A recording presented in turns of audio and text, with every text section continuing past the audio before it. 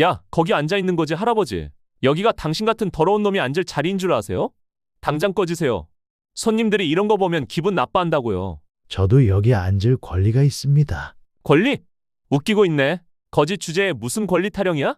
당신 같은 인간 쓰레기가 내 가게 앞에 있으면 매출에 지장 준다고. 지금부터 어떤 일이 있었는지 사연 시작하겠습니다. 서울 강서구의 한복판, 오전 10시에 따스한 햇살이 6층 상가 건물을 비추고 있었습니다. 건물 앞 낡은 나무 벤치에는 한 남자가 조용히 앉아 있었어요. 재훈이었습니다. 75세의 그는 해진 작업복을 입고 있었어요. 한때 새하얗던 작업복은 이제 여기저기 때가 묻어 누런 빛을 띠고 있었습니다. 발에 신은 운동화는 밑창이 해져서 비가 오면 물이 스며들 정도였어요. 옆에는 비닐봉지 하나가 놓여 있었습니다. 겉모습만 봤을 때는 영락없는 노숙자였어요. 지나가는 사람들은 재훈을 보며 고개를 돌리거나 빨리 지나쳤습니다. 하지만 재훈의 눈빛에는 뭔가 다른 것이 있었어요. 평범한 노인의 눈이 아니었습니다. 그 순간 카페 아로마일의 유리문이 거칠게 열렸어요. 영민이 나왔습니다. 33세의 그는 깔끔한 셔츠에 앞치마를 두르고 있었어요. 머리는 젤로 반듯하게 넘겨 발랐고 얼굴에는 자신만만한 표정이 가득했습니다. 영민의 시선이 벤치에 재훈에게 꽂혔어요. 순간 그의 얼굴이 일그러졌습니다. 야, 거기 앉아 있는 거지, 할아버지. 영민의 목소리가 거리에 울려 퍼졌어요. 날카롭고 차가운 목소리였습니다. 재훈은 천천히 고개를 들어 영민을 바라봤어요. 그의 표정에는 변화가 없었습니다. 하지만 마음 깊숙한 곳에서는 뭔가가 꿈틀거리기 시작했어요. 여기가 당신 같은 더러운 놈이 앉을 자리인 줄 아세요? 영민이 성큼성큼 다가왔어요. 그의 얼굴은 분노로 붉어져 있었습니다. 당장 꺼지세요. 손님들이 이런 거 보면 기분 나빠한다고요. 재훈의 목소리는 여전히 차분했어요. 저도 여기 앉을 권리가 있습니다. 권리? 웃기고 있네. 영민이 코웃음을 쳤어요. 그의 얼굴에는 경멸의 표정이 가득했습니다. 거짓 주제에 무슨 권리 타령이야? 당신 같은 인간 쓰레기가 내 가게 앞에 있으면 매출에 지장 준다고. 영민의 말이 계속 이어졌어요. 썩은 냄새까지 나고. 진짜 더럽다니까. 재훈의 마음속에서 뭔가가 툭 하고 끊어지는 소리가 났어요. 하지만 겉으로는 여전히 평온했습니다. 영민이 더 가까이 다가왔어요. 이제 재훈의 바로 앞에 서 있었습니다. 야, 폐지나 주워 먹고 살 거면 다른 데 가서 해. 여기는 고급 카페야. 이해? 영민의 목소리가 점점 거세졌어요. 당신 같은 빈민층이 있을 자리가 아니라고. 그 순간 재훈의 눈빛이 순간 차갑게 변했어요. 하지만 곧 다시 원래대로 돌아왔습니다. 사실 재훈에게는 영민이 절대 모르는 비밀이 있었어요. 8년 전까지만 해도 재훈은 완전히 다른 사람이었습니다. 중견 자동차 부품 제조업체의 대표였어요. 직원 300명을 거느리고 연 매출 500억 원을 올리는 성공한 사업가였습니다. 그때의 재훈은 강남의 대저택에서 살았어요. 고급 승용차를 몰고 다녔고 비싼 양복을 입었습니다. 사람들은 그를 사장님이라고 불렀어요. 하지만 모든 것이 하루아침에 무너져 내렸습니다. 믿었던 공장장이 회사 자금을 빼돌렸어요. 50억 원이라는 거액이었습니다. 그 돈으로 불법 대출까지 받아서 회사는 순식간에 부도가 났어요. 아내가 이혼 서류를 내밀던 그날을 재훈은 아직도 기억하고 있었어요. 자식들마저 등을 돌렸어요. 하루아침에 재훈은 혼자가 되었습니다. 채권자들의 독촉은 밤낮 없이 이어졌어요. 언론에서는 연일 그의 몰락을 다뤘습니다. 한때 존경받던 기업인이 사기꾼으로 몰렸어요. 그 절망적인 상황에서도 재훈이 끝까지 지켜낸 것이 하나 있었습니다. 바로 이 6층 상가 건물이었어요. 회사가 망하기 직전에 개인 명의로 옮겨놓았던 이 건물만큼은 채권자들의 손에서 벗어날 수 있었습니다. 지난 8년간 이 건물의 임대료가 재훈의 유일한 수입원이었어요. 월 800만 원으로 간신히 생활을 유지하고 있었습니다. 처음에는 문제가 없었어요. 모든 세입자들이 월세를 제때 내고 조용히 영업했습니다. 재훈은 직접 나서지 않고 관리사무소를 통해 모든 일을 처리했어요. 과거의 영광을 아는 사람들과 마주치기 싫었고 초라해진 자신의 모습을 드러내고 싶지 않았습니다. 그런데 3년 반 전 영민이 들어오면서 모든 것이 달라졌어요. 1층 편의점이 나간 자리에 카페를 오픈한 영민은 처음부터 문제를 일으켰습니다. 첫 달부터 월세가 일주일 늦었어요. 두 번째 달에는 2주, 세 번째 달에는 한 달을 넘겼습니다. 관리사무소에서 독촉할 때마다 영민은 항상 같은 대답이었어요. 가게가 잘 안 돼서 그래요. 하지만 실제로는 SNS에 매일 새로운 메뉴와 인테리어 사진을 올리며 잘 나가는 척했어요. 수천만 원짜리 에스프레소 머신을 들여놓고 자랑했습니다. 더 큰 문제는 소음이었어요. 카페 영업이 끝나면 영민은 친구들을 불러 술 파티를 벌였어요. 거의 매일 밤이었습니다. 새벽 4시까지 큰 소리로 웃고 떠들었어요.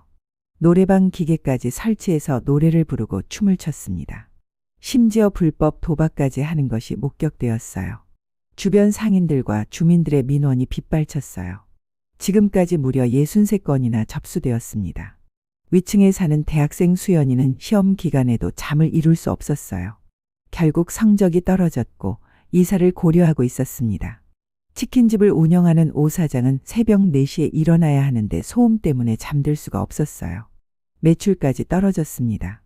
꽃집을 30년간 운영해온 한 사장 부부는 이런 스트레스를 받은 적이 처음이라고 했어요. 술 취한 손님들의 담배 연기 때문에 꽃들이 시들어가고 있었습니다. 관리사무소에서 63번의 경고를 했지만 영민은 전혀 개선되지 않았어요. 오히려 갈수록 더 심해졌습니다. 결정적인 사건은 지난주였어요. 새벽 3시까지 이어진 술파티 때문에 위층 세입자가 급기야 이사를 나가겠다고 통보해 왔습니다. 15년간 월세를 한 번도 늦지 않고 조용히 지내던 좋은 세입자를 이를 위기에 처한 거예요. 재훈에게는 치명적인 타격이었습니다. 이 건물 임대료가 그의 생명줄이었거든요. 그제서야 재훈은 직접 나서기로 결심했어요. 더 이상 관리사무소를 통한 간접적인 조치로는 해결될 수 없다고 판단했습니다.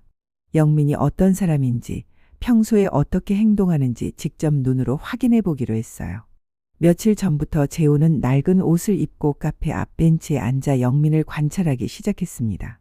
겉보기에는 시간이 많은 노인이 그냥 앉아 있는 것처럼 보였어요. 하지만 실제로는 문제 세입자에 대한 건물주의 치밀한 감시였습니다. 재훈은 영민의 하루 일과를 꼼꼼히 기록했어요. 몇 시에 출근하는지, 손님들에게 어떻게 대하는지, 돈 계산을 할 때 어떤 표정을 짓는지 모든 것을 지켜봤습니다. 그리고 오늘 영민의 진짜 모습을 확인할 수 있었어요.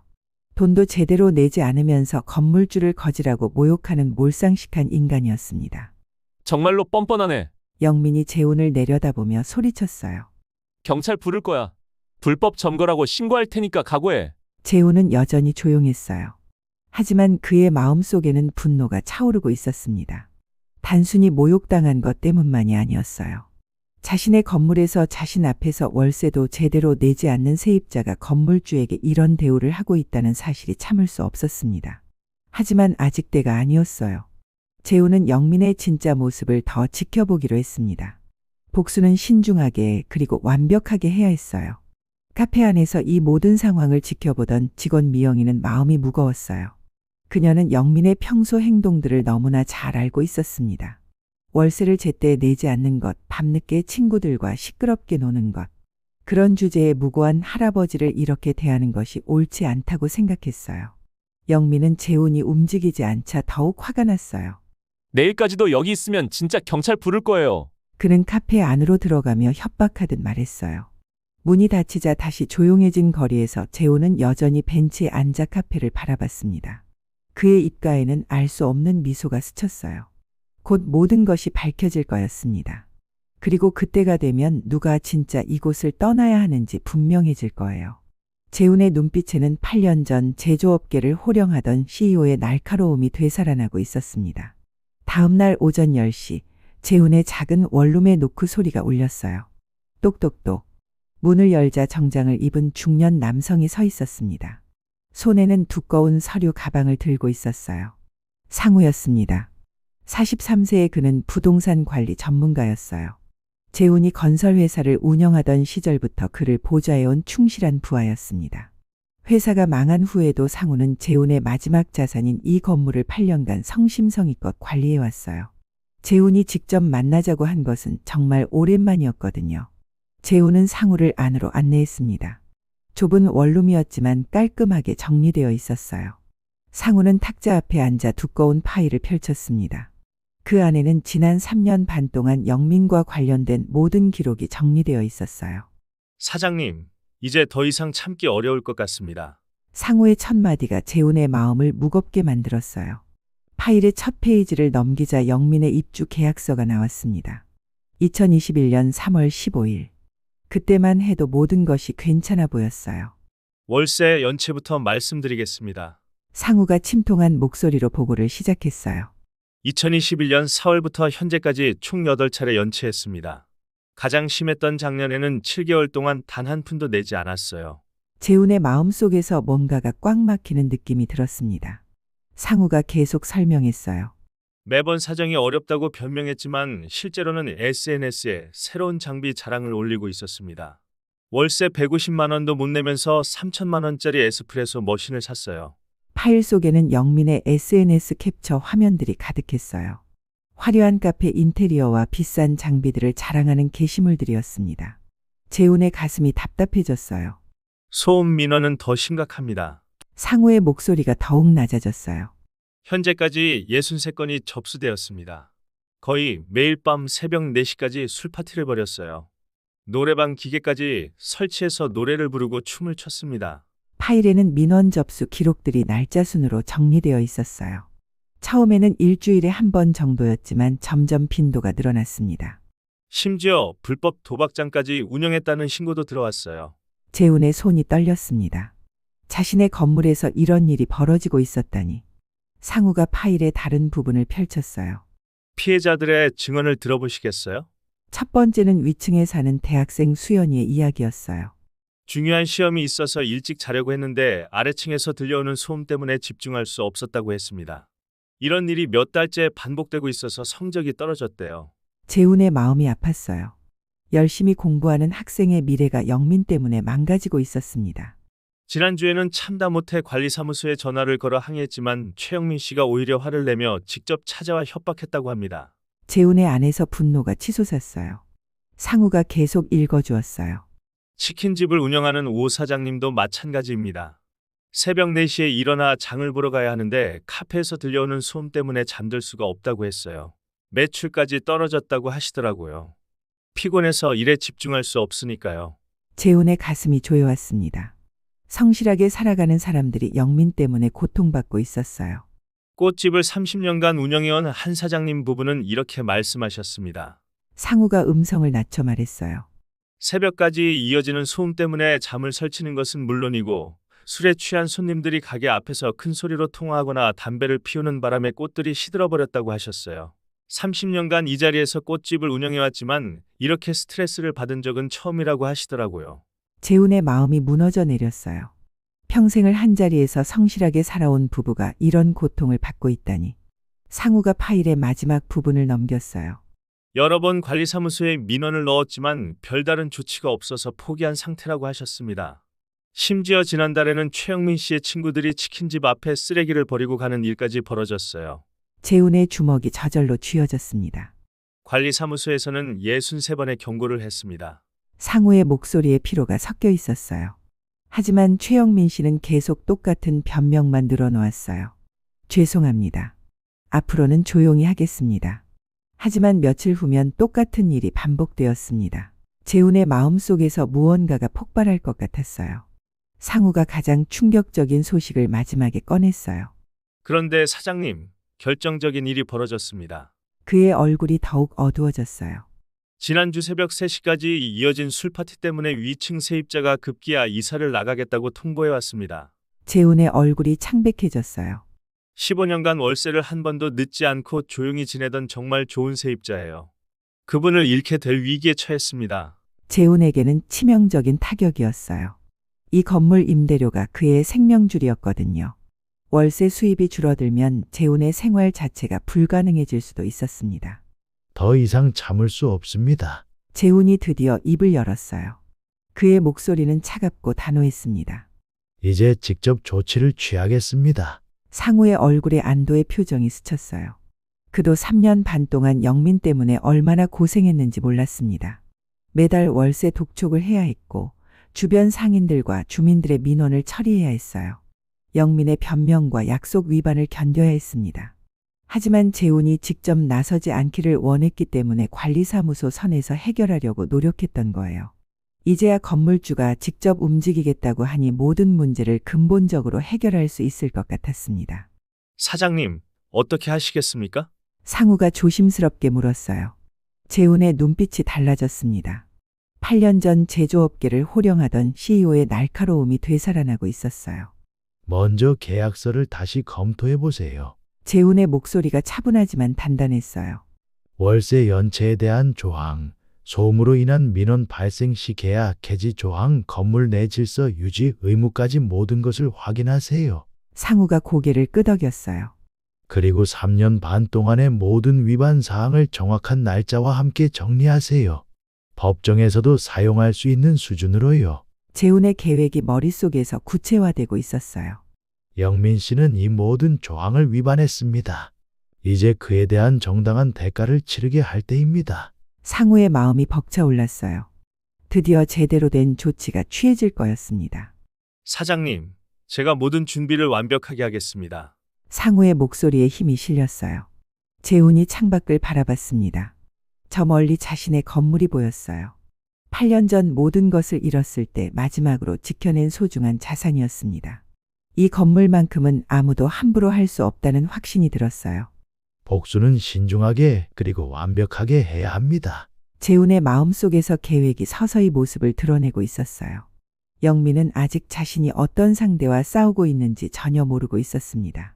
평범한 거지라고 생각하며 괴롭혔던 그 사람이 실제로는 자신의 운명을 좌우할 수 있는 건물주라는 사실을 말이에요. 내일부터 본격적인 조치를 시작하겠습니다. 재훈의 결심이 단단해졌어요. 모든 준비가 끝났습니다. 이제 영민에게 진짜 교훈을 줄 때가 왔어요. 다음 날 아침 7시, 재훈은 여느 때와 같이 건물 앞 벤치에 앉았습니다. 하지만 뭔가 달랐어요. 벤치가 물에 흠뻑 젖어 있었습니다. 차가운 물이 나무 표면 전체에 고여 있었어요. 재훈의 마음이 순간 차갑게 식었습니다. 영민이 일부러 새벽에 나와서 호스로 물을 뿌려놓은 거였어요. 재훈이 앉지 못하게 하려는 치졸한 방법이었습니다. 재훈은 가방에서 마른 수건을 꺼냈어요. 조용히 벤치를 닫고 앉았습니다. 그의 표정에는 변화가 없었지만 마음속으로는 영민의 치졸한 행동을 하나하나 기록하고 있었어요. 이것도 증거야. 재훈이 속으로 중얼거렸습니다. 오전 10시 영민이 카페 문을 열고 나와 재훈을 확인했어요. 여전히 앉아있는 재훈을 보며 혀를 찼습니다. 저 고집 센 거지 할아버지. 영민이 짜증스럽게 중얼거렸어요. 이 정도로는 포기하지 않는다는 걸 깨달은 영민은 더욱 악질적인 방법을 동원하기 시작했습니다. 점심시간이 되자 영민은 카페 뒤편에서 큰 휴지통을 끌고 나왔어요. 바퀴가 달린 대형 쓰레기통이었습니다. 그리고 재훈이 앉은 벤치 바로 앞에 휴지통을 갖다 놓았어요. 이제 재훈은 휴지통 냄새를 맡으며 앉아 있어야 했습니다. 하지만 재훈은 꿈쩍하지 않았어요. 오히려 더욱 당당하게 앉아서 영민의 행동을 지켜봤습니다. 영민이 휴지통 안에 음식물 쓰레기를 버리기 시작했어요. 상한 우유, 생선 찌꺼기, 썩은 과일까지. 악취가 나게 만들려는 속셈이었습니다. 재훈의 마음속에서 분노가 치솟았어요. 하지만 겉으로는 여전히 평온함을 유지했습니다. 참아야 해. 완벽한 증거를 모으는 게 중요해. 재훈이 자신을 다독였어요. 오후 1시 치킨집 오 사장이 가게 앞으로 나왔습니다. 휴지통에서 나는 악취를 맡고 인상을 찌푸렸어요. 최 사장님, 이게 뭐 하시는 거예요? 오 사장이 영민에게 물었습니다. 아, 그냥 청소하는 거예요. 영민이 대충 대답했어요. 오 사장이 재훈을 바라봤습니다. 할아버지가 악취나는 쓰레기통 앞에서도 꿋꿋하게 앉아있는 모습이 안쓰러웠어요. 할아버지, 괜찮으세요? 오 사장이 재훈에게 걱정스럽게 물었습니다. 재훈이 고개를 끄덕였어요. 괜찮습니다. 감사합니다. 오 사장이 영민을 째려봤어요. 뭔가 석연치 않다는 표정이었습니다. 오후 2시 영민의 행동은 절정에 달했습니다. 그는 카페 정원용 스프링클러를 재훈 쪽으로 돌려놓았어요. 그리고 밸브를 틀었습니다. 차가운 물줄기가 재훈의 옷을 적시기 시작했어요. 재훈의 옷이 점점 젖어갔습니다.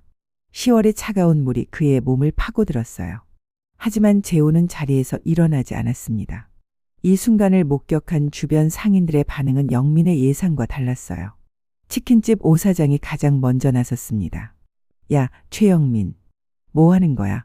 오 사장이 영민을 향해 항의했어요. 그 할아버지가 무엇을 잘못했다고 저래. 꽃집 한 사장 부부도 고개를 저으며 너무 심하다는 반응을 보였습니다. 사람이 그러면 안 되지. 한 사장이 고개를 흔들며 말했어요. 하지만 영민은 오히려 화를 내며 반박했습니다. 여기는 제 가게 앞이에요. 제가 뭘 하든 상관없잖아요. 영민의 목소리가 점점 커졌어요. 저 더러운 거지 때문에 손님들이 불쾌해한다고요. 주변 상인들은 영민의 말을 믿지 않았어요. 왜냐하면 그들은 지난 3년 반 동안 영민의 진짜 모습을 너무나 잘 알고 있었거든요. 매주 반복되는 새벽 술 파티, 주변을 전혀 배려하지 않는 이기적인 행동들, 월세도 제때 내지 않으면서 허세만 부리는 모습까지. 편의점 장씨가 문을 열고 나왔어요. 최 사장이 밤마다 시끄럽게 굴면서 이제는 사람까지 괴롭히네. 장씨가 신랄하게 말했어요. 누가 더 민폐인지 모르겠다. 이 말에 다른 상인들도 고개를 끄덕였어요. 모두가 영민의 평소 행동에 대해 불만을 가지고 있었지만 이제까지는 참고 지내왔던 거예요. 하지만 오늘 재훈을 괴롭히는 모습을 보며 더 이상 참을 수 없다고 생각했습니다. 문구점 문사장이 지나가던 행인들에게까지 상황을 설명했어요. 저 할아버지는 며칠 전부터 조용히 앉아 계시는데 아무 잘못도 하지 않으셨어요. 문사장이 재훈을 가리키며 말했어요. 오히려 저 카페 사장이 밤마다 시끄럽게 해서 우리가 피해를 받고 있다고요. 점점 더 많은 사람들이 영민의 행동을 비판하기 시작했어요. 지나가던 시민들도 스프링클러로 물을 뿌리는 영민의 모습을 보며 혀를 찼습니다. 어떤 젊은 여성은 휴대폰으로 이 장면을 촬영하기까지 했어요. 영민은 점점 초조해졌습니다. 자신이 의도했던 것과 정반대로 상황이 흘러가고 있었어요. 오히려 자신이 악역이 되어가고 있었습니다. 평소 SNS를 통해 쌓아온 이미지가 하루아침에 무너질 수도 있는 상황이었어요. 하지만 이미 시작한 일을 멈출 수는 없었습니다. 영민은 더욱 과격하게 나갔어요. 그는 재훈의 낡은 비닐봉지를 발로 찼습니다. 야, 이 더러운 거지야. 아직도 안 꺼져? 영민이 소리를 질렀어요. 재훈은 여전히 조용했어요. 차가운 물에 젖은 옷을 입고도 꿋꿋하게 앉아 있었습니다. 재훈은 이 모든 상황을 조용히 지켜보고 있었습니다. 차가운 물에 젖은 옷을 입고도 꿋꿋하게 앉아 있는 그의 모습에서 주변 사람들은 묘한 위험을 느꼈어요. 평범한 노인이라고 생각했는데 뭔가 남다른 품격과 인내심을 가진 사람이라는 생각이 들었습니다. 오후 4시 영민은 마지막 수단을 동원했어요. 실제로 경찰서에 신고 전화를 걸었습니다. 110이죠? 제 가게 앞에 노숙자가 불법 점거하고 있어요. 영민이 허위 신고를 한 거예요. 30분 후 경찰관 2명이 현장에 도착했습니다. 하지만 상황을 파악한 경찰관들의 반응은 영민의 기대와 달랐어요. 젊은 경찰관이 영민에게 말했습니다. 신고 내용과 다른 것 같은데요? 공공장소인 벤치에 앉아 있는 것은 불법이 아닙니다. 나이든 경찰관은 영민의 행동을 지적했어요.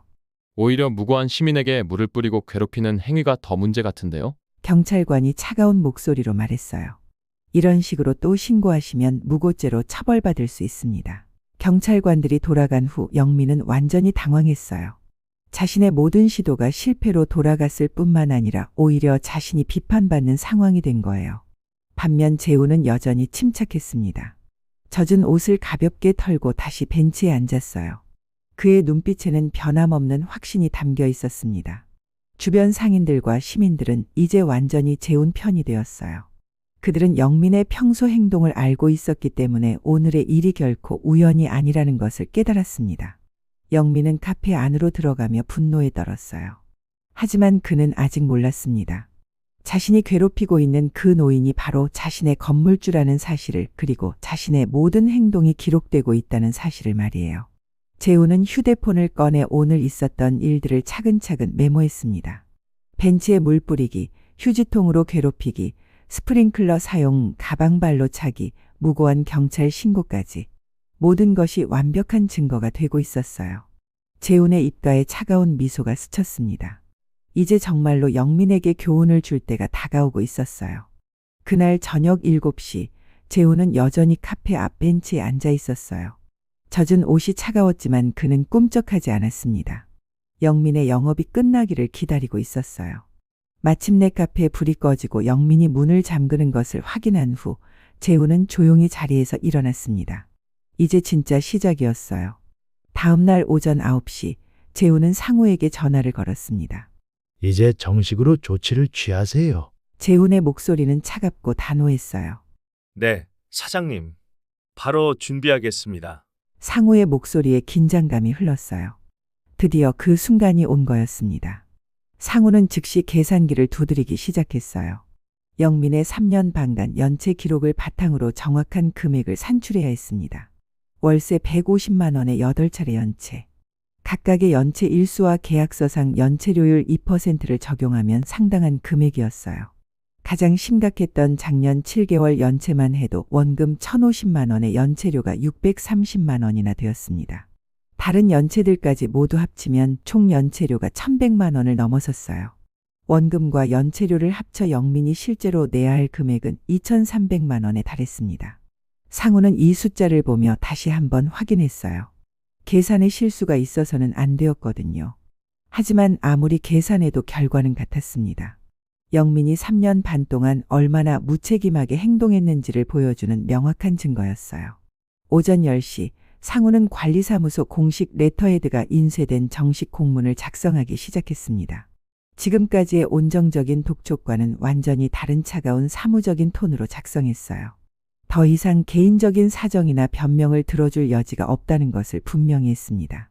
공문에는 영민의 모든 연체 내역이 날짜와 함께 정확히 기록되었어요. 2021년 4월 첫 번째 연체부터 시작해서 5월에 2주 연체, 8월에 3주 연체, 11월에 1개월 연체, 2022년 6월부터 12월까지의 7개월 장기 연체, 그리고 올해 10월의 최근 연체까지 각 연체마다 정확한 일수와 그에 따른 연체료가 계산되어 있었어요. 계산 근거로는 임대차 계약서 제12조 연체료 조항이 명시되어 있어서 영민이 이의를 제기할 여지가 없도록 했습니다. 공문의 마지막에는 3일 이내 완납을 요구한다는 최후 통첩이 적혀 있었어요.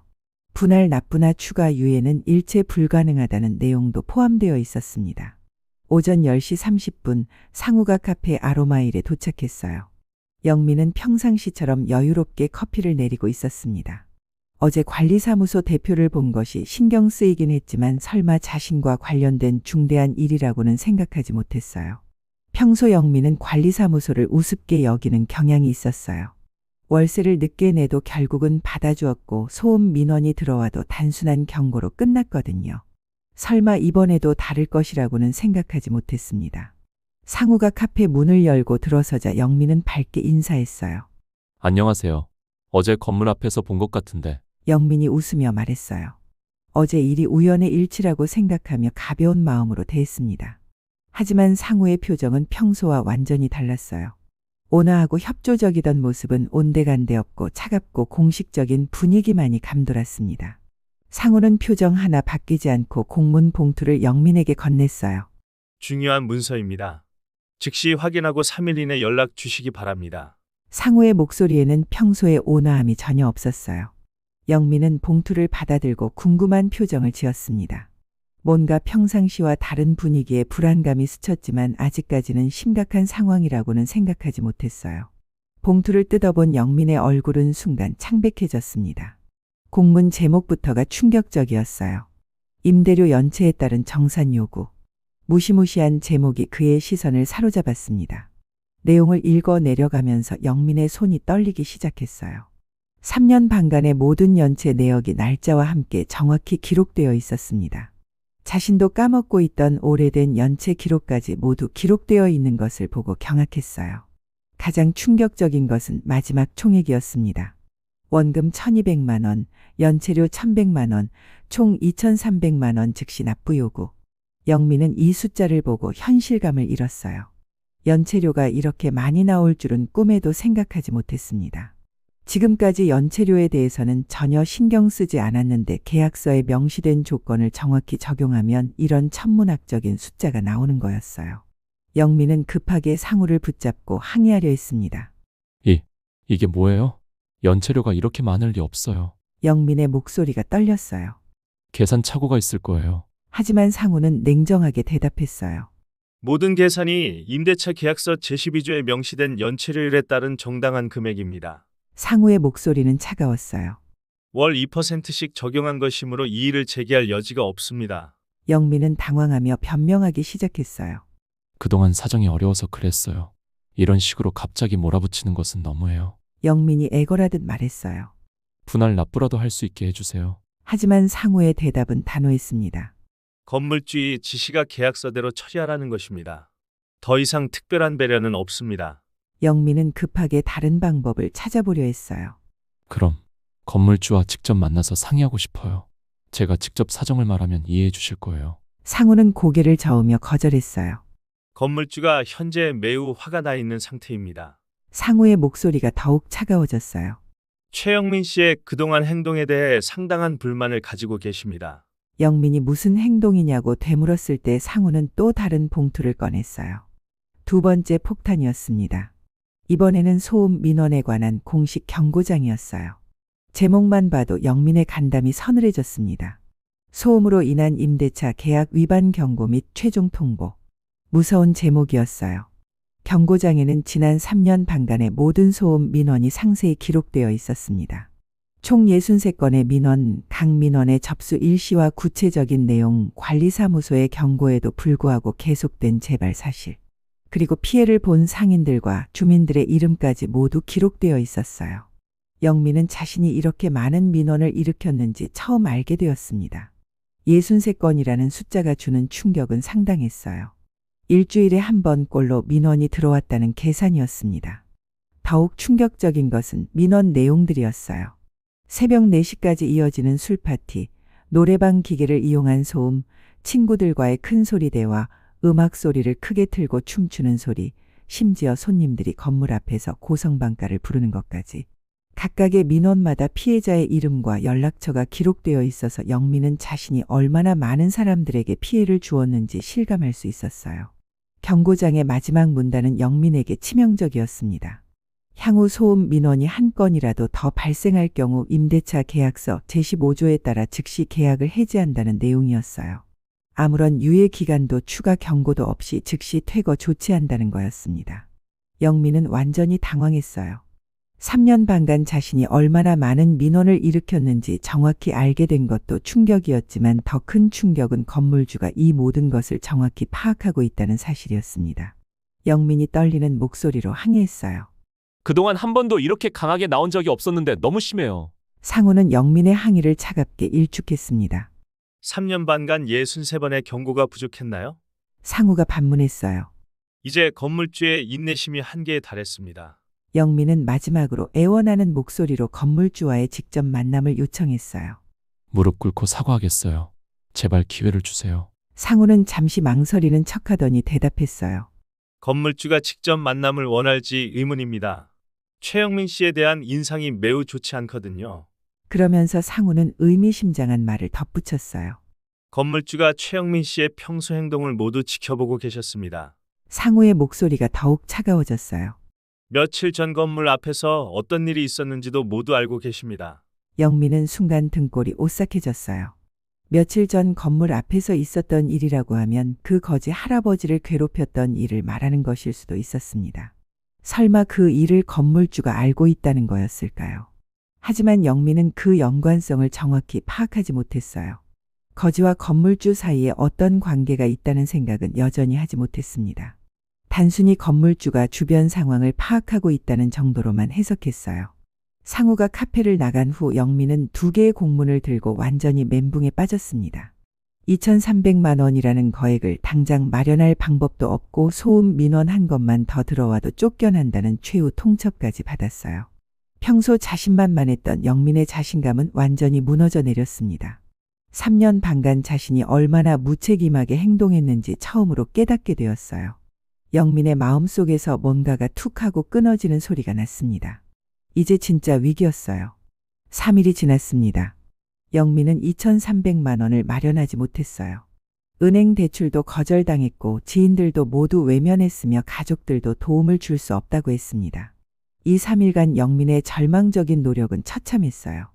첫째 날에는 주변의 은행을 찾아가 무릎을 꿇고 대출을 요청했지만 이미 과도한 부채와 낮은 신용 등급으로 인해 단번에 거절당했습니다. 둘째 날에는 친구들과 지인들에게 연락했어요. 하지만 2,300만 원이라는 거액에 모두가 당황했습니다. 평소 영민의 허영과 과실을 지켜본 사람들은 차가운 반응을 보였어요. 셋째 날에는 가족들에게 애원했습니다. 부모님께 전화를 걸어 울면서 도움을 청했지만 연금으로 생활하시는 부모님께는 그런 큰 돈이 있을 리 없었어요. 그는 절망적인 마음으로 관리사무소에 마지막 전화를 걸었습니다. 며칠만 더 시간을 주세요. 제발. 하지만 상우의 대답은 냉혹했어요. 이제 추가 조치를 취할 시간입니다.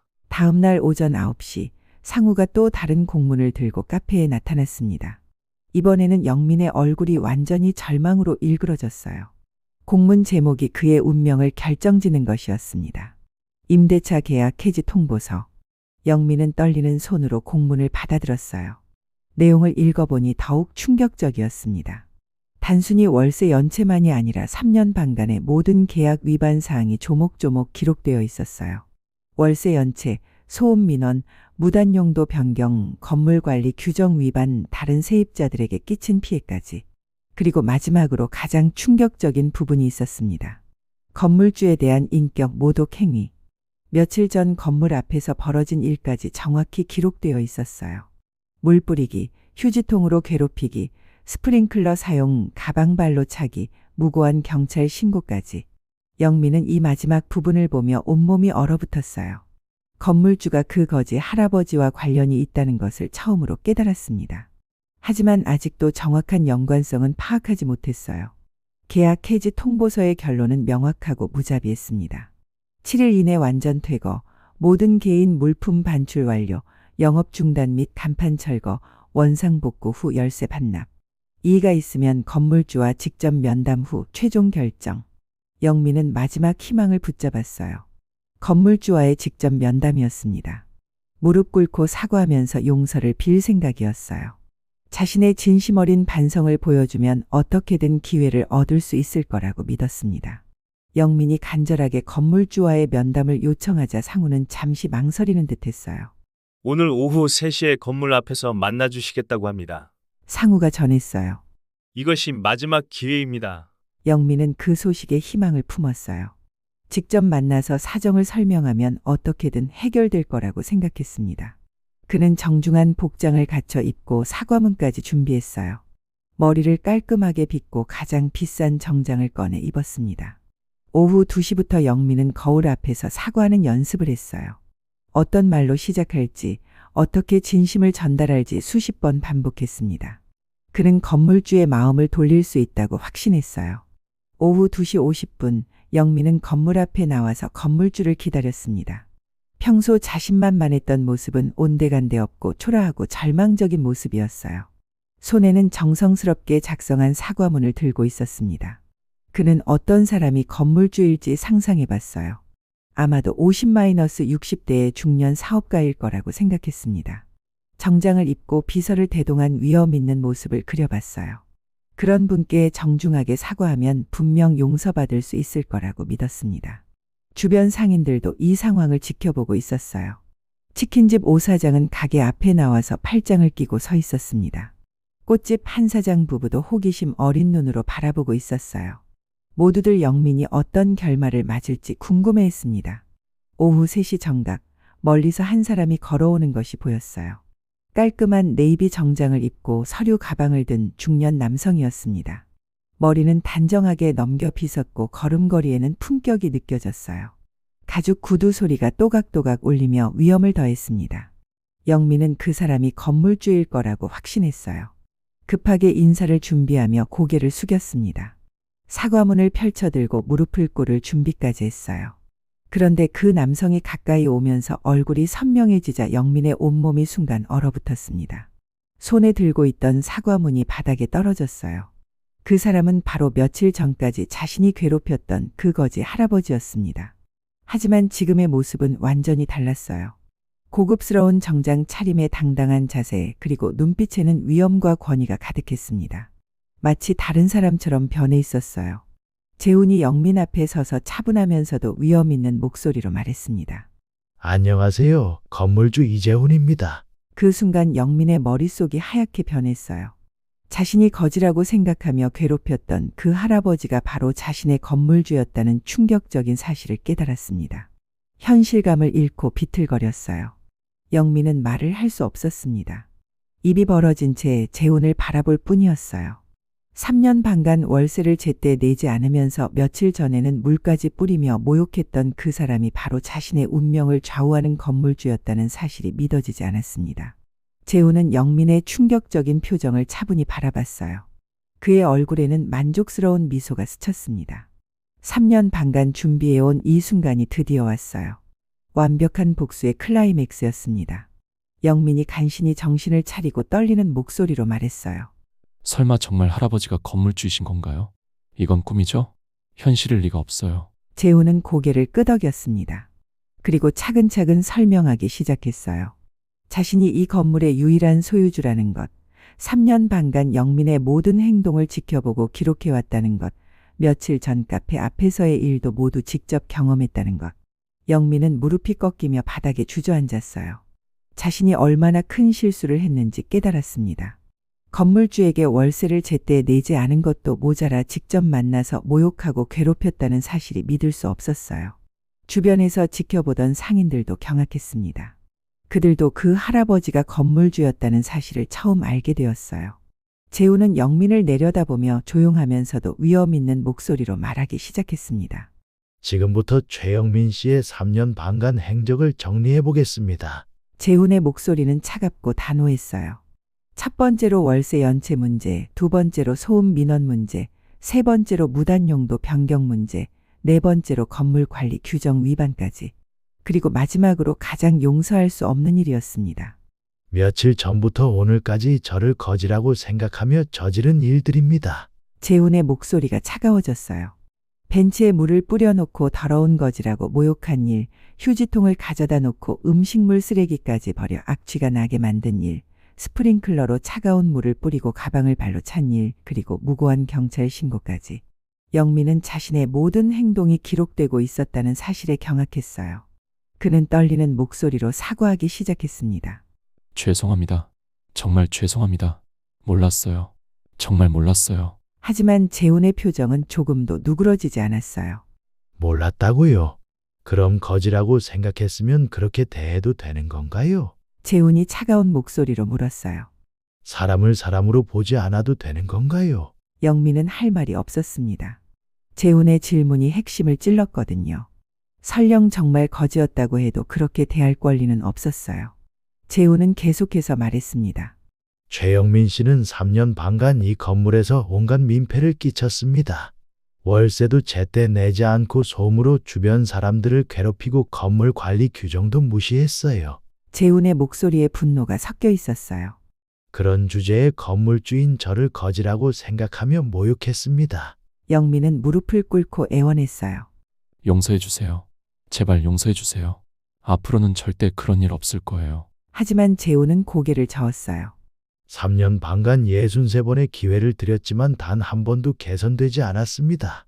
이제 기회는 끝났어요. 재훈은 영민에게 마지막 통보를 했습니다. 7일 후 완전 퇴거하시기 바랍니다.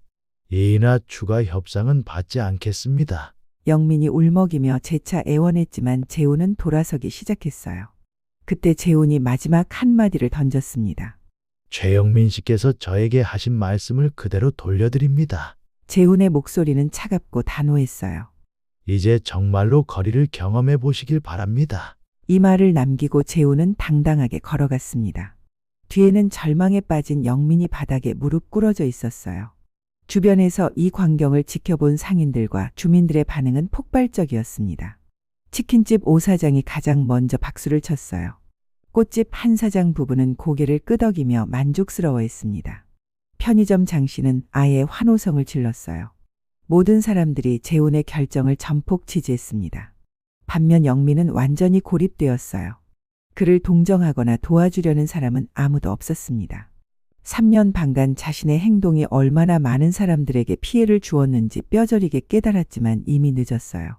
일주일 후 영민은 결국 강제 퇴거당했습니다. 재훈은 그 자리에 지역 주민들을 위한 평화도서관을 개관했어요. 완벽한 복수가 완성되었습니다. 진정한 승리는 힘으로 상대를 굴복시키는 것이 아니라 인내와 정의로 올바름을 증명하는 것이었어요. 재훈의 완벽한 복수가 끝났습니다. 그리고 새로운 평화로운 일상이 시작되었어요.